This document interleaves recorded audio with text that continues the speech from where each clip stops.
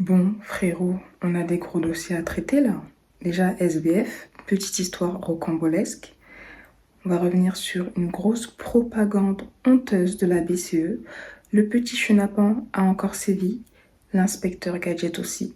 Je vais te révéler deux astuces secrètes extrêmement puissantes pour trouver les prochaines blockchains et cryptos qui vont exploser. On va parler de mon gars, Paviel, tu connais, avant sa petite dédicace, Paviel, привет, если ты слышишь меня, мои поздравления, я очень люблю твою работу, я очень bullish.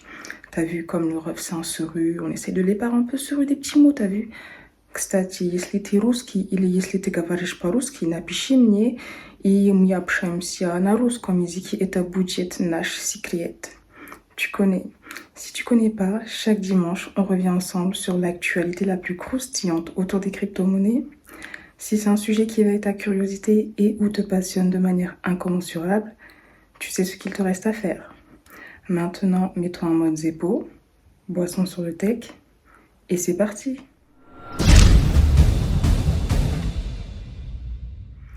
Question sérieuse avant de commencer. Est-ce que tu connais l'inspecteur Gadget? Là, tu dois dire, mais la selle, elle est folle. T'inquiète, frérot, que du contenu alpha ici. Tout le monde est alpha.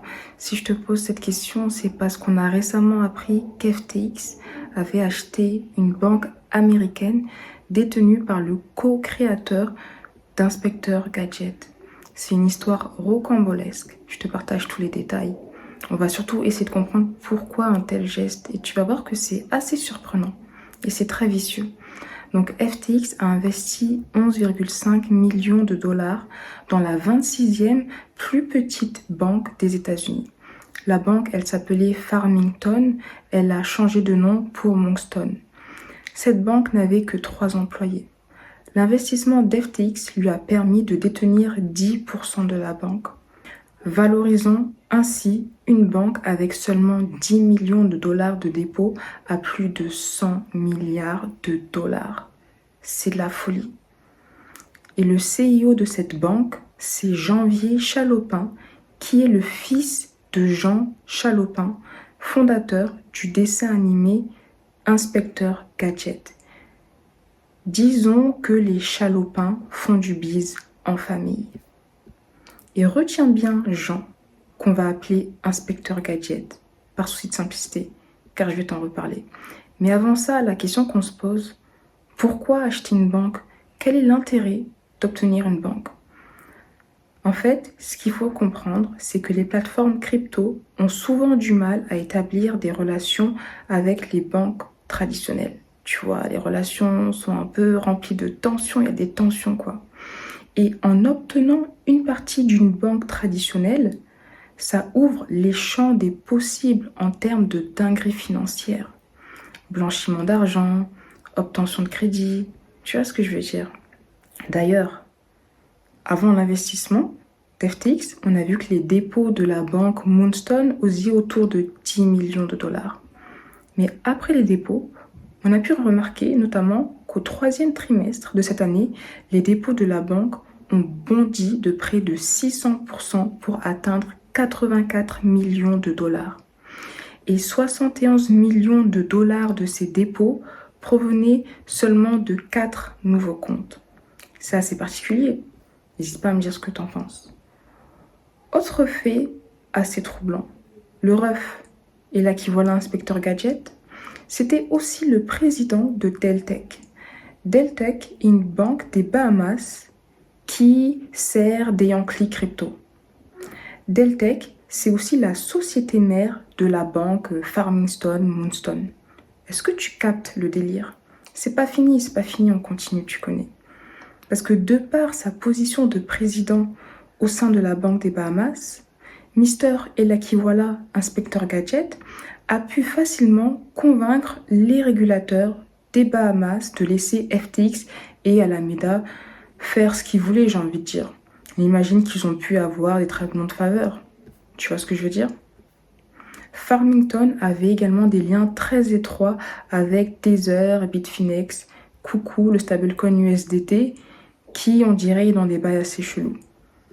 Autre élément intriguant, La banque Moonstone a pu recevoir une licence lui procurant plusieurs avantages attractifs très prisés, dont l'accès à des prêts très compétitifs. Et ce, seulement 1 an après son acquisition, alors que ce genre de licence est généralement assez compliqué à obtenir. Par exemple, dans l'article, il y a la PDG de la crypto-banque Custodia qui dit qu'ils ont dû attendre plus de 2 ans avant de recevoir cette licence. Ce sont des éléments assez troublants. Alors pour moi, SBF savait ce qu'il faisait. Là, actuellement, il fait la victime, il est invité par tous les médias, il est acclamé, il est applaudi, on ne comprend pas pourquoi. Mais il faut se rappeler qu'SBF est un sociopathe, manipulateur, menteur. Et que pouvons-nous nous attendre de ce genre de personnes? C'est simple, des manipulations et des mensonges. Je ne vais pas te partager tout ce qu'il a dit parce que laisse tomber le ref. Bref, je vais juste revenir sur un aspect qui m'a très fortement marqué. On avait vu il y a quelques semaines qu'SBF avait mis en place un système de porte dérobée lui permettant de déplacer des millions de dollars de la plateforme d'FTX sans que les régulateurs n'en soient inquiétés. Quand on lui demande si cette porte dérobée existait, SBF sort de manière très simple avec sa position de victime. Mais non, j'aurais pas pu faire ça, je sais pas coder. Moi, quand j'ai entendu ça, je me suis dit, mais frérot, tu nous as pris pour qui en fait? Tu veux la faire à qui? Parce que même si tu sais pas coder, t'avais bien l'argent pour payer quelqu'un pour la coder, tu vois ce que je veux dire? Le ref, il est trop à l'aise dans le mensonge, il a trop pris la confiance. Bref. Revenons sur un autre gros mensonge de ceux qui sont censés régir le système financier. On va voir qu'ils ne nous veulent pas du bien. Ils sont juste là pour défendre leurs intérêts. Mais on ne va pas se laisser faire car on connaît la vérité. Tu connais. Avant ça, petit point intéressant et dans la vie de manière générale, le meilleur moyen de rallier des gens à sa cause et de descendre ses opposants, car rien ne crée plus de liens qu'un ennemi commun. Et la BCE, l'ayant bien compris, elle a récemment publié un rapport dans lequel elle fustige le Bitcoin, elle le descend, elle fait comprendre que le Bitcoin est vers le chemin de la non-pertinence. Personnellement, je n'ai pas lu le rapport parce que je n'ai pas envie de m'embêter à lire les balivernes grotesques de la BCE qui veut juste nous faire un lavage de cerveau pour nous éloigner de la vérité. En revanche, on va quand même revenir sur plusieurs points extrêmement pertinents mis en lumière par la twittosphère. Premier point. En 2018, la BCE disait qu'1 euro aujourd'hui, c'est 1 euro demain. Est-ce qu'on peut dire la même chose pour le Bitcoin? Déjà, oui, un Bitcoin sera toujours un Bitcoin, tout comme 1 euro sera toujours 1 euro, tout comme une chaise sera toujours une chaise. Mais pour pouvoir illustrer ces propos, il faudrait avoir un élément de comparaison. Donc, on va comparer la valeur de l'euro avec le dollar et la valeur du Bitcoin avec le dollar. Les hommes mentent, pas les chiffres, ça on sait. Et c'est important de différencier les faits et l'appréciation des faits. Car tu peux aimer ou ne pas aimer le Bitcoin, là n'est pas la question. Mais factuellement parlant, si on compare l'évolution de la valeur de l'euro par rapport au dollar et l'évolution du Bitcoin face au dollar, en écoutant la BCE en 2018, aujourd'hui, on aurait perdu de l'argent. Et là, encore une fois, ce sont les faits qui parlent. Je ne suis pas en train de mettre en avant le biais positif que j'ai envers la crypto. C'est pour ça que c'est très important de s'en tenir aux faits. Et la question que j'ai envie de te poser, quelle est la monnaie qui est sur le chemin de l'impertinence? La question est posée. Je t'ai partagé les faits. Maintenant, je te laisse les apprécier comme bon te semble. Parce que c'est important de montrer les arguments et de laisser les gens se faire leur propre opinion. D'ailleurs, si tu as un ref qui est anti-crypto et qui défend la BCE, partage-lui les faits. Partage-lui les faits. Tout simplement. Autre point, quand on a des soi-disant documents officiels qui nous viennent d'en haut, il faut qu'on puisse développer notre esprit critique pour comprendre leurs intérêts. Ils ne font pas ça pour aider le peuple, pour ouvrir les yeux au peuple. Ils font ça pour défendre leurs intérêts. D'ailleurs, si on voit l'auteur de ce rapport, C'est le CEO de la BCE, donc c'est normal qu'il descende le Bitcoin. Il va pas avoir des propos élogieux envers le Bitcoin alors que c'est littéralement une menace aux monnaies fiat. Donc voilà, il faut vraiment penser à tout ça. Dernier point, le rapport commence avec un gros mensonge. Il affirme que le Bitcoin est rarement utilisé pour des transactions légales, ce qui est encore une fois factuellement faux. On avait déjà vu des statistiques qui montraient que l'activité illicite représentait une infime partie de l'ensemble des volumes de transactions crypto. Pour résumer ce rapport, sans l'avoir lu, je dirais mensonge, foutaise, baliverne. La BCE, vous n'allez pas nous la faire. Là, c'était mon avis. Maintenant, je te laisse me partager le tien. On va revenir sur une mini polémique assez gentille comparée à ce qu'on vient de voir, qui est reliée au Web 5. Tu sais que Jacques Dorsey critiquait le Web 3 car d'après lui, c'est un monde qui appartient aux VC et il avait émis sa volonté, son désir de créer le Web 5 pour avoir un vrai écosystème décentralisé d'après lui. Mais ce qui est assez particulier, c'est que récemment, il a annoncé vouloir déposer le terme Web 5 pour défendre ses principes, car il a vu des initiatives reliées au Web 5 qui ne lui plaisaient pas. Suite aux critiques qu'il a reçues sur Twitter, il a décidé de faire marche arrière. Et moi, je comprends, parce que sa démarche de vouloir déposer le Web 5 pour décider qui peut l'utiliser ou pas, c'est très hypocrite. Soit tu assumes, tu te dis je veux créer mon entreprise, mon délire Web 5, voilà ma vision, je veux uniquement avoir des gens qui partagent ma vision. Ou soit tu dis ok, je veux créer un Web 5 qui appartienne à ses utilisateurs. Mais en faisant ça, il faut comprendre que chaque être humain interprète les faits à sa manière et que les gens peuvent interpréter les faits d'une manière qui te déplaît. Mais tant que ces interprétations ne sont pas nuisibles, ne propagent pas la haine ou la violence, tu te dois de les laisser exister. Donc voilà, faut arrêter l'hypocrisie en disant oui, je veux faire ci, ça. Non, non, tu veux faire ton business, tu le dis, mais sinon arrête, parce qu'en fait le ref il critique le Web3 pour finalement créer un Web3 dans lequel il serait le maître. Frérot, ça se passe pas comme ça. En tout cas, c'est mon avis. N'hésite pas à me dire ce que t'en penses. On va très rapidement revenir sur quelques entreprises qui ont été touchées par FTX parce qu'il y a quand même des éléments importants à mettre en avant. BlackRock. Le PDG de BlackRock a déclaré que l'entreprise avait 24 millions de dollars par FTX. Donc on voit que même des entreprises comme BlackRock qui ont tous les outils nécessaires pour faire de l'audit se sont fait avoir par SBF. Le gars, c'était vraiment, je sais pas si on peut parler de génie, mais en tout cas, quand je dis génie, c'est pas amélioratif, c'est péjoratif. Mais bon, Genesis, qui est une victime du crash d'FTX, on a vu que Genesis appartient à DCG. Le crash de Genesis a aussi mis DCG dans la galère. CoinDesk est un média qui appartient à DCG. Et on a récemment appris que CoinDesk avait reçu plusieurs propositions de rachat. Le prix était autour de 300 millions de dollars, ce qui était considéré trop bas car, il faut le dire, CoinDesk brasse beaucoup d'argent. CoinDesk générait à peu près 50 millions de dollars de revenus annuels et il faut ajouter à cela leur célèbre conférence Consensus. Est-ce que CoinDesk sera racheté? L'avenir nous le dira. En parlant de rachat, Binance continue toujours le développement de son empire. Récemment, on a appris qu'ils ont acheté une plateforme centralisée au Japon. C'est intéressant pour se développer au Japon. Ils continuent malgré tout, ils sont là pour s'imposer et puis ils le font. Autre nouvelle extrêmement bullish pour le développement des cryptos. Le Brésil a adopté un projet de loi pour permettre aux banques d'offrir des services de paiement autour du Bitcoin et des cryptos.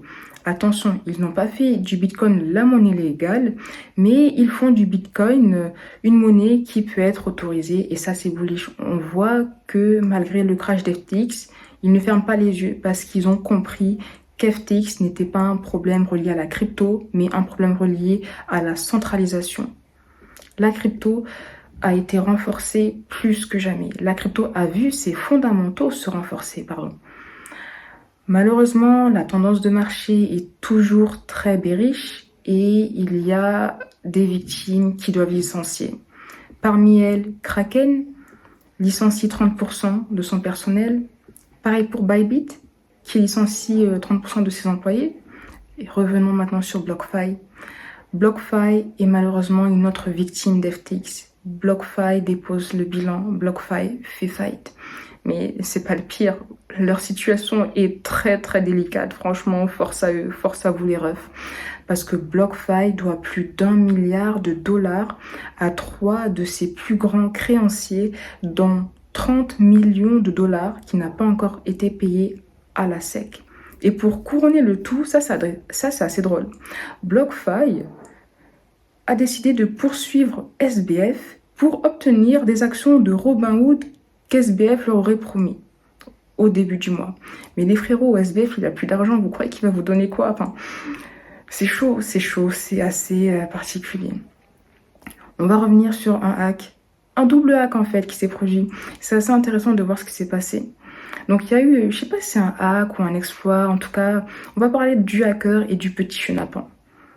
Un hack en a conduit un autre d'autant plus gros. Revenons sur le premier hack relié au protocole ANKR.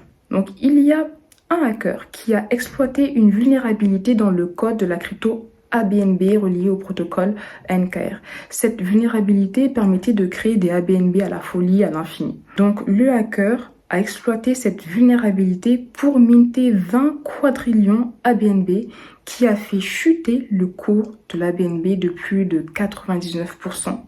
Suite à cela, le hacker a dumpé ses ABNB sur PancakeSwap pour plus de 5 millions de dollars. Première attaque. La bonne nouvelle, entre guillemets, dans cette attaque, c'est que le projet ANKR a dit qu'elle allait rembourser ses utilisateurs, il me semble. De l'autre côté, il y avait un petit chenapan qui a assisté à tout ça en mode Zeppo, boisson sur le tech. Et il a dit, moi je vais faire un coup et je vais pas faire 5 millions, je vais faire 3 fois plus. C'est ce qu'il a fait en fait. On va revenir sur ce qu'il a fait. Étape numéro 1, il avait un budget de 10 BNB. Donc il a converti ces 10 BNB pour de la BNB. Et comme le cours de la BNB a chuté de plus de 99%, il a pu avoir plus de 180 000 ABNB.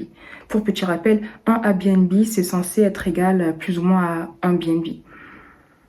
Étape numéro 2, il a converti ses ABNB pour du HBNB.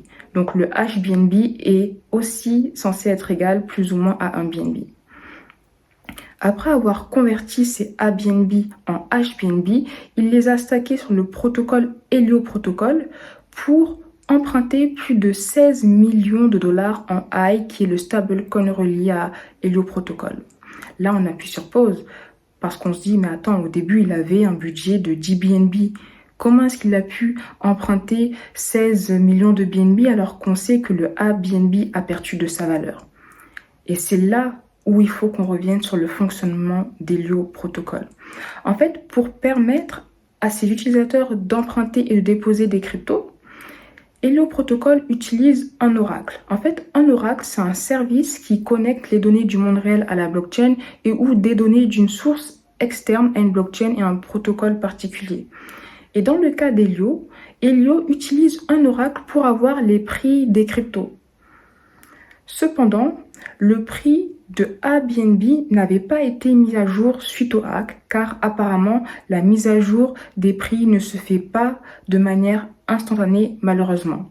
Ce qui veut dire que quand le petit chenapan a converti ses ABNB pour du HBNB, la valeur du HBNB restait celle du BNB. Tu vois ce que je veux dire? C'est pour ça qu'il a pu emprunter plus de 16 millions de dollars contre des HBNB, qu'il a ensuite converti en BUSD et il s'est fait 15 millions. Donc on voit que même dans la DeFi, l'argent est gagné salement et les sommes sont très très colossales. La différence, c'est que comme tout est transparent grâce à la blockchain, on peut intervenir et contrer certaines attaques. Par exemple, il me semble que Binance avait réussi à intercepter une partie des fonds. Bon allez, Je vais te partager un petit bon plan. Par contre, là, ça reste entre nous parce que c'est pas du tout éthique. Mais bon, je te le partage quand même. Tu fais ce que tu veux. Ici, il n'y a pas de conseils, on partage juste les infos qu'on reçoit. Alors, tu as dû voir l'info passer sur Twitter. Il y a OpenAI qui a récemment partagé une mise à jour. Je ne sais pas si c'est un algorithme, en tout cas, ça s'appelle le GPT. Donc, tu peux avoir une conversation avec une IA. Et franchement, les réponses de l'IA sont très impressionnantes. Par exemple, il y a quelqu'un qui a demandé à l'IA comment est-ce qu'elle pourrait exploiter un smart contract. Et l'IA lui a littéralement sorti la réponse. Donc, limite, j'ai l'impression que ce que tu peux faire pour te faire plus de 100K, c'est trouver un protocole qui a un bon petit programme, qui rémunère les white hackers, donc les hackers gentils qui trouvent des vulnérabilités, demander à l'IA si elle arrive à trouver des vulnérabilités et partager la vulnérabilité au protocole en question pour empocher l'argent. Bon, j'imagine que c'est pas aussi simple que ça, mais tout ça pour te dire que la technologie avance à une vitesse et notamment dans la cryptosphère, en tout cas sur Twitter, il y a plein de personnes qui ont partagé des exemples de cette IA et on voit que l'IA va bientôt remplacer un grand nombre de métiers. D'ailleurs, je t'invite à l'essayer si tu veux parce que cette IA est 100% gratuite. Revenons sur une autre vulnérabilité reliée à la blockchain Secret. Donc, Secret Protocol est censé garantir l'anonymat des transactions. Sauf que des chercheurs ont trouvé une vulnérabilité qui permettait notamment de rendre les transactions visibles. C'est assez problématique. Heureusement, la team de Secret a pu corriger le tir. Mais tu vois, de manière générale, je suis pas trop bullish sur les blockchains privées comme Secret, il y a aussi Monero, Zcash. Je préfère pouvoir utiliser une blockchain comme Ethereum et avoir une application comme Tornado Cash pour anonymiser les transactions plutôt que de devoir directement passer par une blockchain privée. N'hésite pas à me dire comment tu vois l'avenir des blockchains privées. Il y a un autre type de blockchain qui est aussi dans le mal, ce sont les blockchains d'entreprise. Cette semaine, on a appris qu'IBM a stoppé son initiative de blockchain parce qu'il a vu que l'intérêt était très faible. Et cette nouvelle, elle fait suite à Microsoft qui avait aussi mis fin à son service de blockchain l'année dernière. Et là aussi, je suis pas trop bullish sur les blockchains d'entreprise. Et je pense que si les entreprises Web 2 veulent se Web 3iser, ou en tout cas devenir Web 3 friendly, elles devraient plutôt adopter la stratégie de Google qui est justement de s'intégrer aux blockchains existantes. Mais je ne pense pas que créer une blockchain soit une alternative assez intéressante pour elle. En tout cas, l'avenir nous le dira. Là, on est dans les bails de blockchain, on va y rester et on va rentrer dans les coulisses d'une blockchain pour découvrir la manière dont elle gère les millions de fonds qu'elle lève. En fait, André Cronje, qui est la star de Phantom, a publié un article sur le sujet. Il a vraiment détaillé tous les mouvements de la trésorerie de Phantom. Alors, on va pas tous les détailler parce que tu peux voir l'article pour avoir le détail, mais on va revenir sur quelques points assez marquants, assez intéressants. En juin 2018, Phantom a levé 40 millions de dollars. En 2018, alors les chiffres m'ont choqué. Il paye 3 millions pour être listé sur un échange. Il paye 500K pour les influenceurs. Au point qu'en mai 2019, il leur reste moins de 2 millions sur les 40 millions qu'ils avaient. Heureusement, ils réussissent à faire fructifier leur argent sur la DeFi. Donc, ils ont réussi à faire remonter le bac. En janvier 2022, alors je ne sais pas s'ils sont trompés ou pas, mais il fait comprendre qu'un échange leur a demandé 300 millions de dollars. Ils passent, ils perdent de l'argent, mais ils en refont. En 2022, un échange NFT leur a demandé 100 millions de dollars. Ils passent. Franchement, ça me choque quand je vois ça. Aujourd'hui, heureusement, ils ont un bag assez intéressant qui leur permet de dormir sur leurs deux oreilles. Et André Cronje a fait savoir que si la DeFi n'existait pas, il n'aurait pas pu être opérationnel aujourd'hui et il est fort probable que les autres projets crypto fassent la même chose. Parce que c'est vrai que la DeFi regorge d'opportunités. Et je t'ai dit que j'ai 2 astuces méconnues pour trouver des projets ou des cryptos à fort potentiel. La vidéo là est déjà trop longue, donc je te les partagerai dans la partie 2. La partie 2, on va voir les astuces et il y aura aussi d'autres nouvelles croustillantes. Mais avant de terminer, je voudrais te dire que déjà, N'hésite pas à me partager tes retours en commentaire. Mais si tu veux aller plus loin, tu peux aussi rejoindre le Club Alpha. Alors, tu sais que dans le Club Alpha, là, on a commencé à faire des lives chaque samedi. Je vais te partager une dinguerie qui s'est passée cette semaine. Alors, il y a un trader qui a rejoint le groupe. Alors tu sais, moi je fais pas du tout de trading. Donc le ref vient me parler, il me dit ouais frérot, ça te dit on fait un challenge 10K trading. Moi je lui dis mais frérot, moi je fais pas de trading en fait. Moi mon challenge 10K c'est vraiment en mode Zeppo. On fait des analyses fondamentales, on met en place des stratégies DeFi, genre emprunt, stacking, des trucs comme ça, tu vois. Il m'a dit frérot, moi je fais du trading. On va faire une sélection de crypto pépites et je vais partager tous les trades, comme ça les gens vont voir comment j'arrive à faire 10K à partir de 1000 $. Moi je dis ah frérot, si t'es chaud, vas-y. Et donc concrètement c'est ce qu'on va mettre en place. Le ref il est chaud et moi ce que j'aime bien c'est qu'il n'est pas venu en me vendant du rêve, en me disant ouais moi je fais fois je sais pas combien en trading, parce qu'on sait que le trading c'est extrêmement compliqué. Il y a seulement 1% qui sont vraiment rentables. Lui il est vraiment venu en mode je vends pas du rêve, moi je veux prouver par les actions. Et franchement, de nos jours, c'est vraiment rare les gens qui agissent en fait. Donc voilà, ça c'est une des nouveautés pour 2023. Il y aura, au-delà du challenge que je fais qui sera aussi mis à jour avec un suivi, il y aura le challenge trading. On va comparer les deux. Et de toute façon, il y a plein de dingueries dans le Club Alpha. La communauté, elle est très petite, mais de qualité extrême. Et si tu veux la rejoindre, actuellement, tu peux encore la rejoindre pour avoir ton accès à vie, parce qu'en 2023, ça va changer. Il y aura un abonnement mensuel ou annuel. Donc, tu fais ce que tu veux. Dans tous les cas, je suis toujours sur YouTube pour te partager du contenu gratuit. Mais sache que dans le Club Alpha, ce qui se passe actuellement, c'est chaud. Et pour le Club Alpha, la proposition de valeur, elle est extrêmement simple. S'enrichir avec la crypto pendant le bear market et préparer le bull run pour maximiser les gains. Donc si ça t'intéresse et que tu es déterminé et surtout que tu as les épaules solides, parce que c'est pas un groupe de pleureuses qui vont pleurer si on perd. On sait que pour gagner, on est obligé de perdre. En tout cas, le lien en description. Et sinon, pour donner de la support, ce n'est pas encore fait, mets un petit pouce j'aime, abonne-toi à la chaîne et retrouve la partie 2 en commentaire ou à demain. C'est tout pour moi.